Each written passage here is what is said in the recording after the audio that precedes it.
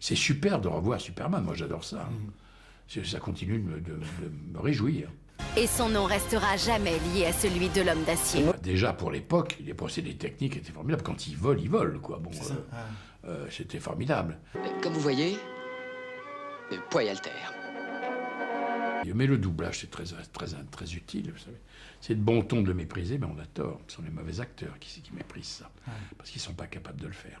J'ai doublé Dustin Hoffman, j'ai doublé De Niro 2 fois, dans les films de Scorsese d'ailleurs, Christopher Walken. C'est amusant, presque 50 ans après la sortie du premier Superman. Peut-être pas 50, mais quand même, je suis pas vieux à ce point-là, mais enfin, oui, ça fait... 78, ouais, donc... Ouais. Oui, ça fait 46 ans. 46 ans. Ouais, Est-ce que, donc, 46 ans plus tard, de vous retrouver à parler de ce film-là et de Superman... Oui, c'est surtout étonnant, c'est de me voir encore vivant, enfin. Oui, je parle encore de Superman, oui, c'est resté gravé dans ma mémoire. Hein. J'étais pas forcément client des comics américains, moi j'étais plutôt adepte de la bande dessinée belge. Quand on m'a proposé de doubler, d'être la voix française de Superman, évidemment ça m'a plu, je me suis dit, bon, formidable, c'est moi. Bon voilà. J'ai été très impressionné par le travail de Christopher Reeve. Il devait beaucoup travailler.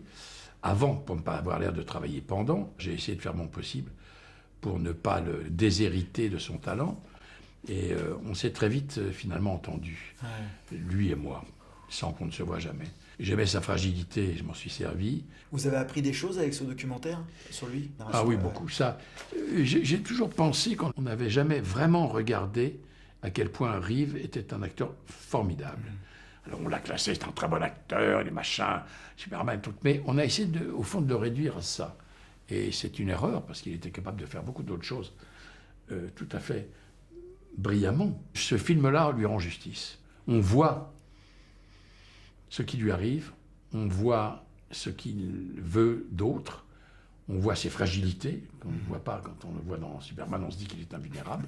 On a oublié quand même qu'il était un acteur qui avait une palette large. C'est-à-dire qu'il n'a jamais méprisé Superman, mais il n'a jamais voulu non plus se laisser enfermer dans une case unique, parce qu'il avait aussi d'autres choses à prouver aux autres qu'il pouvait faire, et se prouver surtout à lui-même. Par exemple, les vestiges du jour d'Ivory, comme ça. Complètement. C'est presque passé sous silence, quoi. Alors, parce que les gens voulaient, au fond, qu'il ne soit que Superman. Et lui, il a vu le piège et il s'en est extirpé. Voilà. Mais il est génial. C'est super de revoir Superman. Moi, j'adore ça. Ça continue de me réjouir.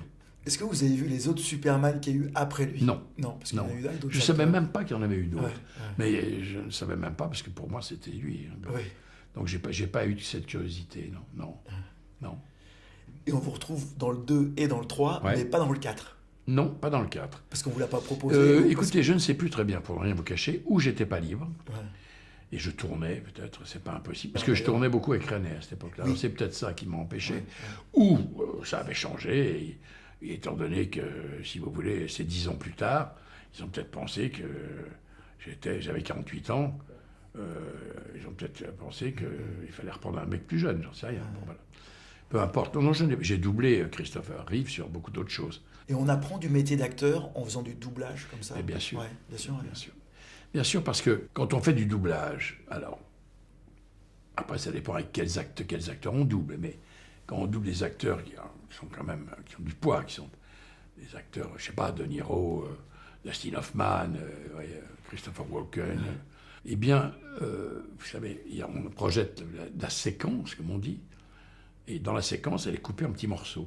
Il y a ce qu'on appelle la bande rythmo, qui passe en dessous de l'écran, avec le texte traduit en français, et une barre. Chaque fois que le mot arrive sur la barre, il faut le dire à cette vitesse-là, et en respectant la barre pour que le synchronisme des lèvres soit le même en américain, ou en anglais, et en français. Et donc, pendant tout le temps où on vous défile le petit bout que vous allez avoir à doubler, 1 fois, 2 fois, 3 fois, vous pouvez commencer à analyser et à décortiquer ce que l'acteur en question fait. Si on vous le montre d'un seul tenant comme ça, et heureusement d'ailleurs, c'est mystérieux, vous ne voyez pas comment c'est fabriqué. Mais quand on vous le découpe en petits morceaux comme ça, alors là, vous commencez à voir pourquoi il a joué ça, comme ça. Pourquoi, au lieu d'être en colère, il ne le prend pas en dessous. Pourquoi, vous voyez, pourquoi il met un humour là où on ne l'attendrait pas.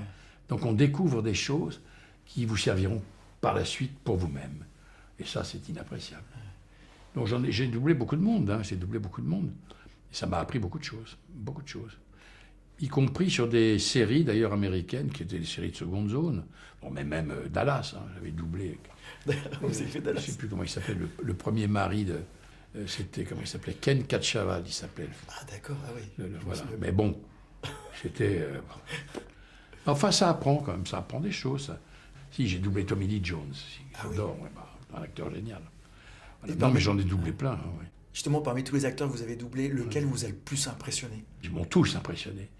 Mais peut-être celui qui m'a le plus impressionné, il était formidable dans le film, c'est Christopher Walken dans le film de Cimino. Ah oui. Parce qu'à un moment donné où il se détruit, où il est détruit par la guerre, ce qui en a fait il est camé, il est comme ça. Et à un moment donné, il touche du doigt, à un moment donné, sa déchéance. Et donc, il se déchire l'âme, comme on dit. Et alors, j'ai eu un mal de chien, parce que j'étais moi-même en larmes, tellement il me bouleversait. Et j'avais jamais vu faire ça. D'ailleurs, je me demandais comment on pouvait faire ça. Après, j'ai appris qu'on pouvait s'abîmer comme ça, mais de cette manière-là, je crois pas que je sois jamais arrivé à le faire. Voilà. Non, ça m'a dévasté. C'était merveilleux. Mais le doublage, c'est très utile. Vous savez. C'est de bon ton de le mépriser, mais on a tort. Ce sont les mauvais acteurs qui méprisent ça, parce qu'ils sont pas capables de le faire. Est-ce que vous regardez les films en VO ou en VF, du coup? Ça dépend.